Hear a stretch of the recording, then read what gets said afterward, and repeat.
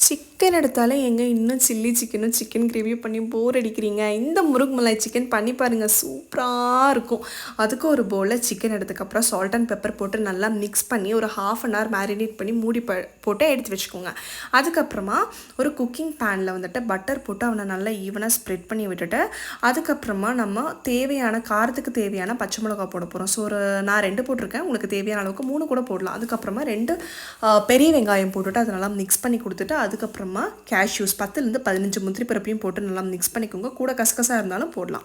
அதுக்கப்புறமா இஞ்சி பூண்டை போட்டுட்டு நல்லா அதையும் மிக்ஸ் பண்ணி அது கம்ப்ளீட்டாக ஆறுனதுக்கப்புறமா மிக்ஸி ஜாருக்கு ட்ரான்ஸ்ஃபர் பண்ணிவிட்டு நல்லா பேஸ்ட் மாதிரி அரைச்சி எடுத்து வச்சுக்கோங்க. மறுபடியும் குக்கிங் பேனில் ஆயில் ஊற்றிட்டு அதுக்கப்புறம் பட்டை, கிராம்பு, ஏலக்காய், குருமிளகு போட்டுட்டு அதை நல்லா வணக்கி விட்டுட்டு அதுக்கப்புறம் அரைச்சி வச்ச பேஸ்ட்டை தூக்கி உள்ளே போட்டு நம்ம எப்பவும் பண்ணுற சாட்டிஸ்ஃபேக்ஷனான மிக்சியில் தண்ணி ஊற்றி நல்லா கலக்கி உள்ளே ஊற்றும் இல்லையா, அதையும் பண்ணிடுங்க. அதையும் பண்ணிவிட்டு நல்லா மிக்ஸ் பண்ணி கொடுத்துட்டு அதுக்கப்புறமா நான் வணக்கும் போது உப்பு போடலை. ஸோ இதுக்கு நான் தேவையான அளவு உப்பு போட்டுக்கிறேன்.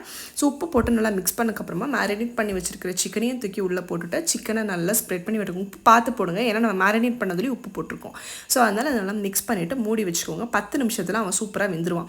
அவன் வெந்தக்கப்புறமா அதுக்கப்புறமா கொஞ்சோண்டு கரம் மசாலா போட்டுக்கோங்க. கரம் மசாலா நான் இப்போ தான் போடுறேன், அப்போ தான் கொஞ்சம் ஃப்ளேவர்ஃபுல்லாக இருக்கும். அதனால் கரம் மசாலா லாஸ்ட்டாக போடுறேன். சிக்கன் வெந்தக்கப்புறம் நீங்கள் வேகிறதுக்கு முன்னாடி கூட உங்கள் இஷ்டம் அது போட்டுக்கலாம். ஓகே, ஸோ ப்ரொசீஜர் நம்ம போடணும், அவ்வளோதான்.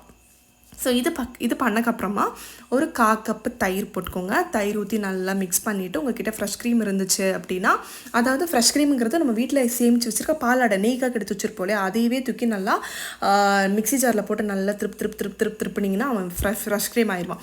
ஸோ இல்லைன்னா நம்ம கடையிலேருந்து வாங்கி போட்டு கஸ்தூரி மேத்தி அதுக்கப்புறமா நம்ம பாஸ் குரியாண்டர் லீவ்ஸையும் போட்டுட்டு நல்லா மிக்ஸ் பண்ணி சப்பாத்தி பூரி கூட சாப்பிட்டிங்கன்னா சும்மா செமையாக இருப்பான்.